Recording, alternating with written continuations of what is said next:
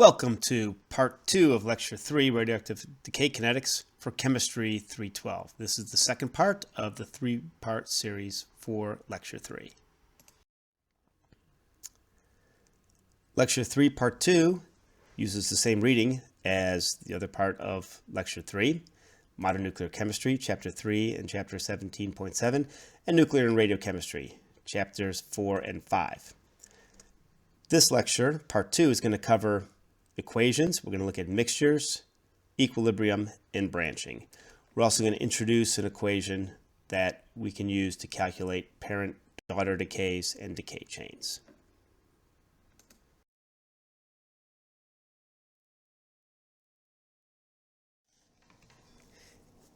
At the end of Part 1 of this lecture, we went over some equations. Some of those examples included the decay of a single isotope. Now we're going to start this lecture talking about the decay of a mixture of isotopes. So let's talk about a composite decay where we have two unrelated isotopes. So the sum of all the decays are just thought of as the mixture of the two isotopes. So the two isotopes are acting independently. So the two radioactive species are mixed together. We can count the total activity as a function of time. Here's an example of what a curve might look like. And you can see that it's composed of two isotopes. So we can say that activity at any given time t is just equal to the activity of isotope 1 and the activity of isotope 2. That's equal to the decay constant of 1 times the number of atoms of 1 plus the decay constant of 2 times the number of atoms of 2. We can rearrange this equation where we have the activity at any time t is equal to the activity initial of isotope 1 times e to the minus lambda t, where lambda is the lambda for isotope 1, plus the initial activity of isotope 2 times e to the minus lambda 2 times t. We can take this equation and then solve this line for this equation. So we take this equation, put it into a solving program, generate the equation of the line, which is shown here. And then we also determine the terms of the components of this equation. So t is the x-axis, so we'll be able to solve for a1 naught, a2 naught, and lambda 1 and lambda 2. We run the equation. In this case, we solve for lambda 1 and lambda 2. These values are shown here. So the lambda is provided. We can get the half-life. We can get the initial number of the initial activity of isotope 2. And then the decay constant for isotope 1, the half-life of isotope 1, and the initial activity of isotope 1. We can also solve this graphically if we examine two parts. This is the longer-lived isotope. At the longer times, its decay dominates. You linearize on this semi-log figure. The longer-lived terms go back to the origin. You get around 2,000. So if I look at the value, 2,000 minus the total value would be equal to the shorter-lived isotope. So you could solve this graphically, or more directly, you can solve it with by just solving for the equation of the line that was generated.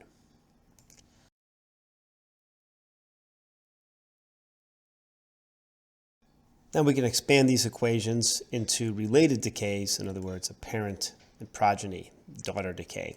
So we know that we have conditions where one isotope decays into the other, the decay series being the most common examples. So here's a figure that shows the uranium-238 decay chain, also the 232 thorium, and then there's uranium-235 decay series. Those are the natural occurring decay series. However, you can pick out a number of isotopes that will often, particularly if they're far from the line of stability, they will also have decay chains. Example here, uranium-238 decays to thorium, eventually makes its way all the way down to stable lead-206. There are actually four series. One of them would start with neptunium-237, which is short enough lived compared to the lifetime of Earth and the solar system that it will have all decayed away. So for any system like this, for a parent-daughter decay, the rate of daughter formation is dependent upon the parent decay rate minus the daughter decay rate. And it's this relationship that we're going to really exploit to help understand the equations and how we can address relationships between parent and daughter decays. And let's consider a case where we just have one daughter that's being produced from the decay of one parent. So we have an isotope 1 and it decays into isotope 2. So the change of isotope 2 over a function of time is just equal to the decay of the parent that's going into the daughter and then the decay of the daughter. We rearrange this equation. We get this term, we get this equation. So let's solve and substitute for n1 using n1 at times t is equal to n1 naught initial e to the minus lambda t. That equation then becomes what is seen here. Let's take a linear first order differential equation. This is let's just solve by integrating the factors to solve this linear first order differential. Let's multiply by e to the minus lambda 2t. The equation then becomes what we see here, where we get the change of n2 e to the lambda 2t is equal to lambda 1, the initial amount of isotope 1 e to the lambda 2 minus lambda 1t with respect to time. So we've gone through the equations. We now have this equation, which we further treat to reach our final equation. Now let's integrate over time. So let's provide the integral, and we get this term. So let's integrate over what we see here, lambda 1, n1 naught e to the minus lambda 2 minus lambda 1 times t, divided by the difference between lambda 2 and lambda 1. From 0 to t, we get the equation becomes n2 e to the lambda 2 times t minus n1 initial is equal to a ratio of the decay constant for 1 divided by the difference between the decay constant for 2 minus 1 times this term n1 e to the lambda 2 minus lambda 1 times t minus 1.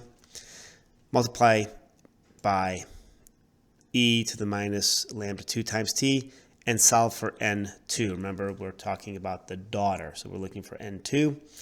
So n2 at any time t is equal to the decay constant of the parent divided by the decay constant of the daughter minus the decay constant of the parent. This talks about a ratio. This describes the relative growth and decay. So the decay of the parent is growing into the daughter, but as the daughter decays, it's disappearing. So you have the parent decay rate filling the daughter, and then the daughter decay rate having the daughter disappear.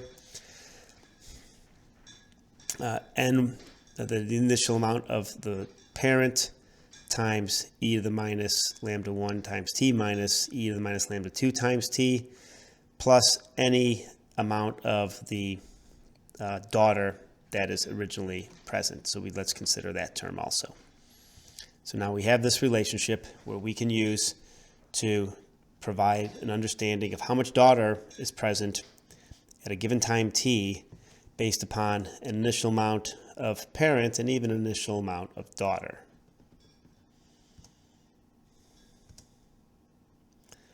So we have part of the equation which describes the growth of the daughter from the parent and then initial amount of daughter. So pretty straightforward. We have these two components that provide information related to the amount of the daughter available at any given time. Now, since we found n, the number of atoms, we can solve this equation for determining the activity of the daughter at any time by using the relationship between the number of atoms and activity. So activity equals lambda n. So we multiply this by lambda 2. So we take the term. Again, we have an initial amount of the parent, and now we have the daughter term. We can use this to find maximum daughter activity based upon just change of the daughter with respect to time equal to 0. We're maximizing. And let's solve for t.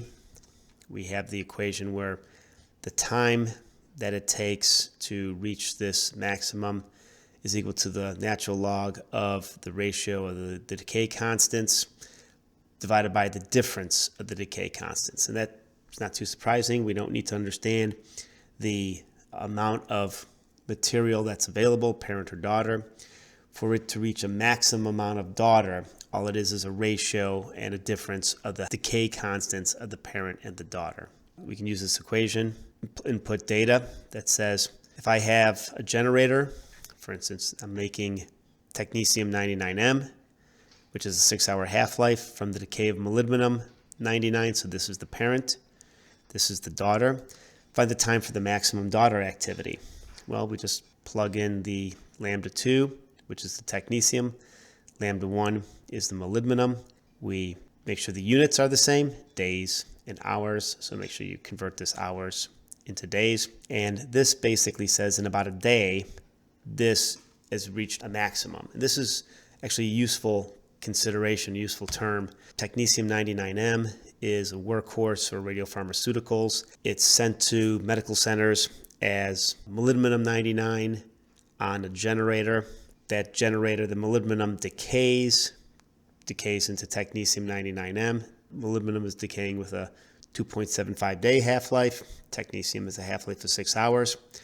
So this basically says you can separate the technetium from the molybdenum, wait another day, and you'll have reached a maximum amount of technetium you're going to get from that generator.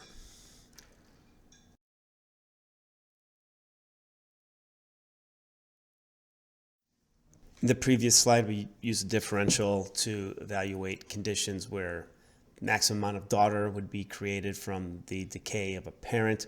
We can actually make some more simple relationships based upon the relative differences between the decay constant of the parent and the decay constant of the daughter, or the half-life relationships.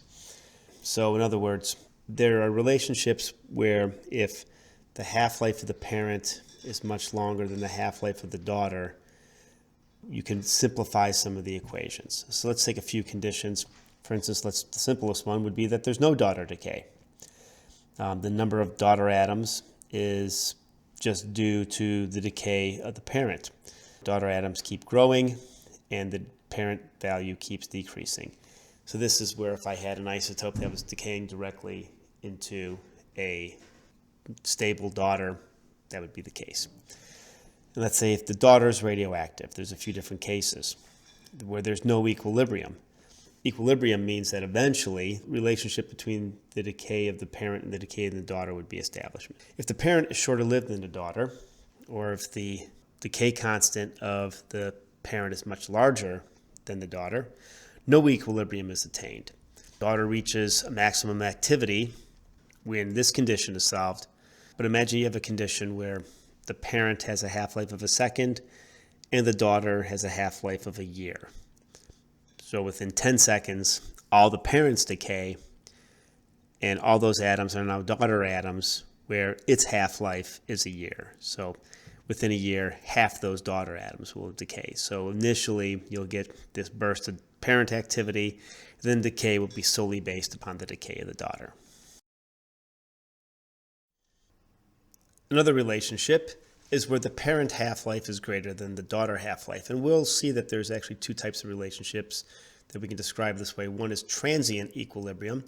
In this case, where the parent half-life is about 10 times that of the daughter half-life. One of the other properties is that due to the relatively short parent half-life, the activity of the parent may change during the measurement time. So this is called transient equilibrium, so that there's a change that's ongoing. Now the decay constant of the daughter is going to be greater than the decay constant of the parent. The ratio between the parent-daughter activity becomes constant over time. As we see, as shown here, here's a total activity. There's a activity of the parent. There's a daughter activity that grows in. That ratio becomes constant over time. Now, this ratio is going to be the same. The total value will change. So we see that this ratio is going to be constant. And as t goes to infinity, the activity goes towards 0. And we can collapse the equation so that the number of daughter is approximately equal to the decay constant of the parent divided by the difference between the decay constant of the daughter and the decay constant of the parent times the initial amount of the parent, e to the minus lambda t, so the decay rate of the parent. It becomes this equation. And then we can just look at a ratio, the ratio between the number of daughter atoms and the number of parent atoms. at equilibrium is equal to a ratio of the parent decay constant divided by the difference between the daughter and the parent decay constant.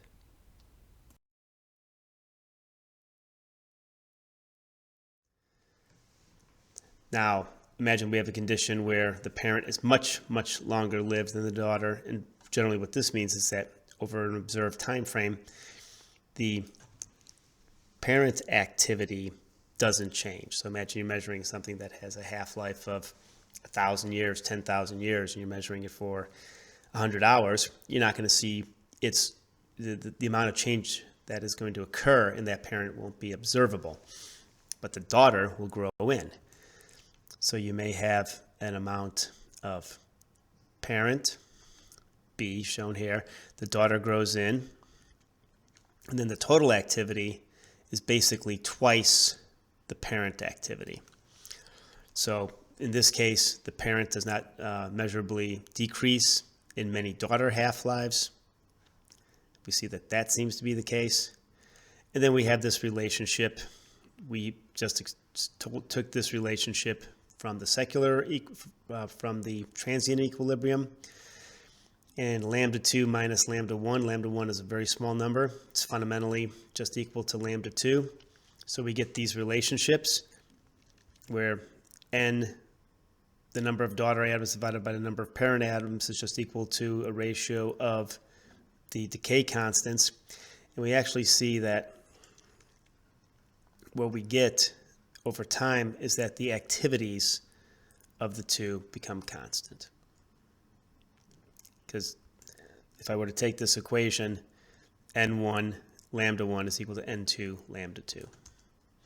So this equation, our transient equilibrium, since this value is small, we basically eliminate it from the equation for the secular equilibrium. And then we get these conditions, and the key condition being that the activity of the daughter winds up being equal to the activity of the parent. So we talked about a parent-daughter decay. Well, what if we have a condition of many decays? So parent, one progeny to the next, so daughter, granddaughter, great-granddaughter. Here's an example of a decay chain that you could calculate with the Bateman equation. It's the decay of neptunium-237 going all the way to bismuth-209, and then they even show the decay of bismuth-209 to the thallium-205. As a note, this is somewhat controversial since most data sources show bismuth-209 as a stable isotope. Let's take the example of the third progeny, so the granddaughter. Well, that's the change in the granddaughter with respect to time is just equal to the decay of the daughter that's populating the granddaughter minus the decay of the granddaughter. And we use the Bateman solution to calculate this entire chain. And the equation for the Abatement solution is shown here. It assumes that only parent is present at time 0, and we have a factor where this C1, C2, Cn factor, so whatever n is, the number of progeny to be calculated, it's equal to this factor here, which is shown as the decay constants from 1 to n minus 1, and the difference between the decay constants of 2 minus 1, of 3 minus 1. So of all of them for this subscript value, all the decay constants minus that value, time the initial amount of the parent. This C2 value, and again we've got C2 e to the minus lambda 2, so that's the daughter decay constant. Well, that's just equal to, again, the same factors here, all the decay constants to n minus 1. So depending upon what your n value is here. And then the decay constant of 1 minus 2, decay constant of 3 minus 2. Now we've taken what we're subtracting the decay constant by is the coefficient or the factor of this C value. It goes on and on. So you can build many, many chains. As you can imagine, writing this yourself, there's a lot to take into account. Another way to do this is to get a Bateman Solver. There's Bateman Solvers available. One of these programs that solves isotope growth and decay will be presented. and can be found at this website. And if we go to this website, you'll see a page. Click here to download the program. It'll ask you for some information, and then you can download the program. This version, there's also a link on the Canvas site, version 2002 available. You can read the information that's available. They are looking for feedback, so they'd be happy to have feedback. And this is a PC program, so it does not run on an Apple product.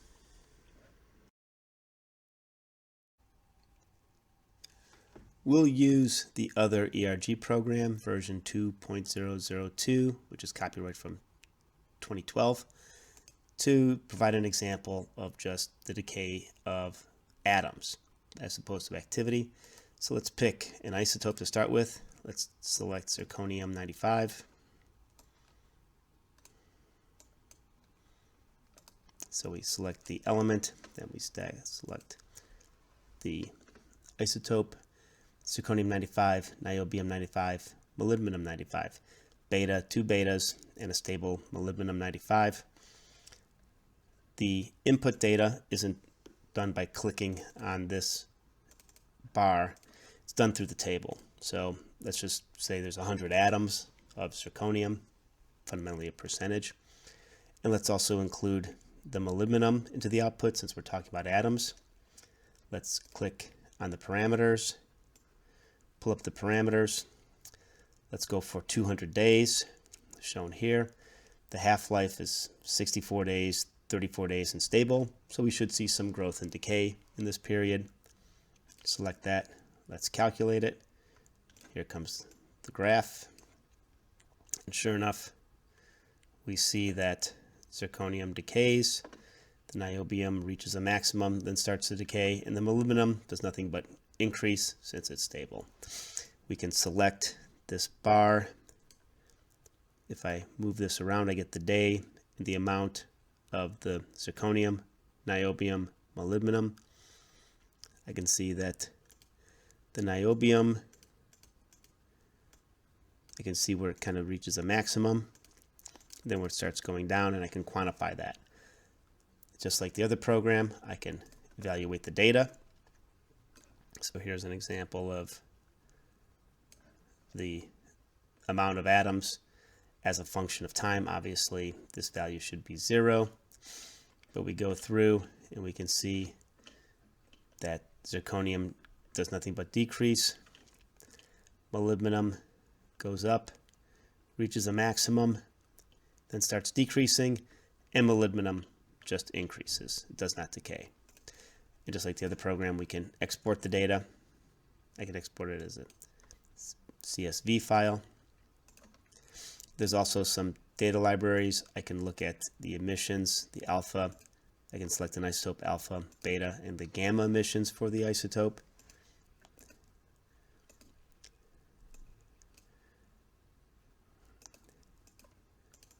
I can select niobium-95, look at its emissions, no alphas, 3 beta energies, 3 gamma energies.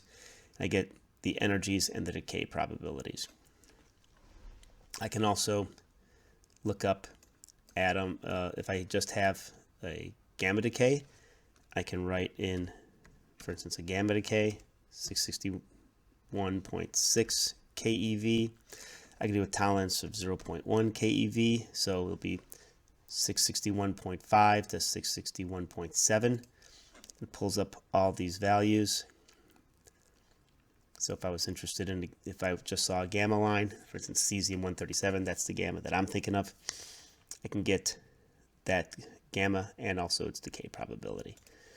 So this program, you could use this program, you can use the ERG 1.001. Either will work for looking at growth and decay, series, daughters, decay chains. You can get data out of both. If there's any assignments, these will be used on, they'll operate on PCs, they won't operate on Macintosh. And if you have an issue with that, we can resolve that through the course.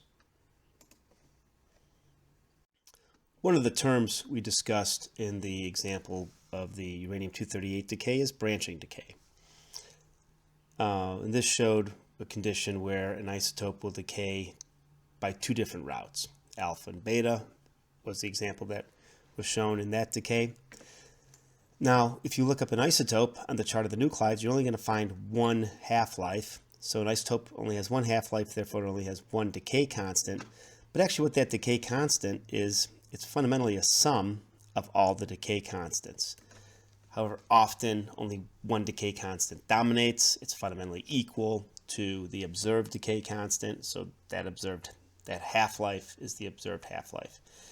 If something has a very low probability, it has a large half-life, and it often isn't observed or difficult to observe. So for a branching ratio, you could actually calculate partial half-lives or partial decay constants. From this equation here, the sum of any decay constant is just equal to the sum of its components. And let's take an example of an isotope that decays by alpha and beta. So the alpha decay constant and the beta decay constant is equal to the total constant. The branching ratio is just the ratio of the decay constant of the alpha divided by the total decay constant. You could also look at the half-lives, where the branching ratio is the total half-life divided by the half-life of the decay route. So in this case, you'll observe that since it's a number less than 1, the half-life of the decay routes are less than the half-life that is provided in the observed half-life that's provided in the chart of the nuclides. So let's consider an example, bismuth-212. What's the half-life for each decay mode that decays by alpha and beta? We see that there's a 36% alpha branch, 64% beta branch. The decay constant's the half-life's about a minute. So log 2 divided by 60.55. The decay constant's about an hour. The half-life's about an hour. The decay constant is log 2 divided by 60.55 minutes. We see that the branching ratio is equal to, for the alpha, 0.36 is equal to the alpha decay constant divided by the total decay constant. Let's solve for the alpha decay constant as shown here. We get a decay constant of 0.0041 inverse minutes. Log 2 divided by the half-life is equal to the decay constant. We use that to calculate the alpha decay, which is about 170 minutes. The alpha decay half-life. We do the same thing for the beta decay. We see that its value is about 95 minutes. We could calculate the half-life directly using this ratio. If I know that the half-life total is 60 minutes, the alpha half-life is equal to the total half-life divided by the branching ratio. Same thing for the beta, total half-life divided by the branching ratio. So in this way, if you're given a total half-life and a partial decay constant or partial half-life, you could calculate the branching ratio, or you can calculate the decay constants and the half-lives from the branching ratio. One of the utilities of all these equations is something that's shown here. This is an example of some dose from radioactive waste as a function of time. The dose is related to the activity. This is something that I worked with when I was a postdoc in Germany. It showed dose as a function of time for the yearly activities dose per person in persons as a function of years. And this is from radioactive waste that was burned up at 33 gigawatt days per ton and without reprocessing. But what it shows, this is all broken up into elements. It could be broken up into isotopes, but you see some behavior such as the growth of the americium, the decay of the americium. Neptunium grows in and then decays away. This has to do with the growth of one isotope into another. Uranium has a decay here, then another decay here. Those has to do with the half-lives of the uranium, and then something like iodine, technetium. Single isotopes, long-lived, tend to be fairly constant and then decay off. But these equations and these parent-daughter relationships that we just went over can be used and are used to understand the long-term behavior of isotopes in any environment. This concludes Lecture 3, Part 2 of Radioactive Decay Kinetics. When you've completed this lecture, please continue on to Part 3.